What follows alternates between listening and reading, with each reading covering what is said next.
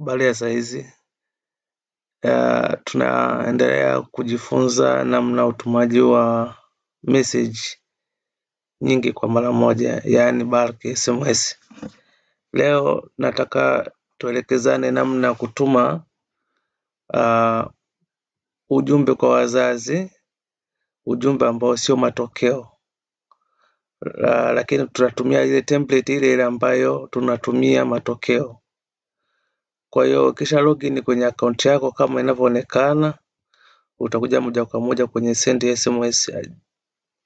Hakikisha una message send SMS, click send SMS. Nitakuja kwenye select file, nitaselect ile file ambalo nalitumia mara nyingi kutuma matokeo, lakini katika hii sehemu tunataka kutumia tu namba za simu zilizokuwa kwenye ile file na wala sio matokeo. Kwa hiyo nitakuja hapa kwenye select file, select file. Ngoja kabla hapo nataka ni close, nilikuwa nimeshalifungua. Ngoja ni close. Yes, nitakuja hapa kwenye sehemu ya select file, choose file. Nitakuja hapa kwenye best grade SMS updated new. Ile ndio file langu ambalo nataka liende. Kwa hiyo mimi nacho target hapa ni namba za simu wala hata sio matokeo. Kwa hiyo nitakuja tu kwenye column ambayo receipt phone number column, nita click ile parent phone number ambayo hii ni column ambayo ina namba za simu.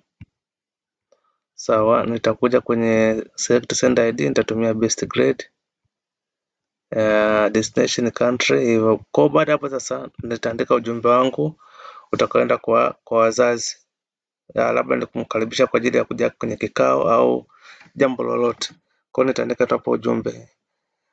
Habari, kesho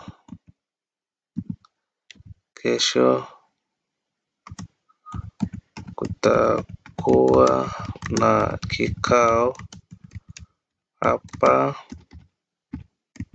hapa shuleni. Tafadhali fika bila kukosa. Sawa, nimeshamaliza ujumbe wangu kama hivyo.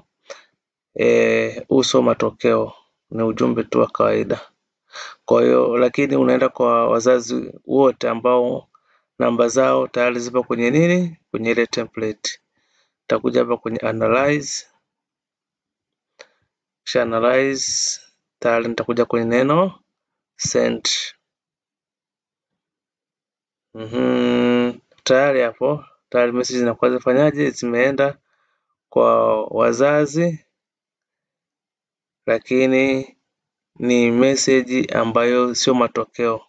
Kwa hiyo kuna namna nyingi kutuma matokeo na kutuma ujumbe ambao sio matokeo, lakini ni kwa mara moja unaenda kwa kwa wazazi. Asante, tuendelee kufuatilia kwenye channel yetu ya YouTube namna ya kutumia mfumo wa best grade SMS. Asanteni sana.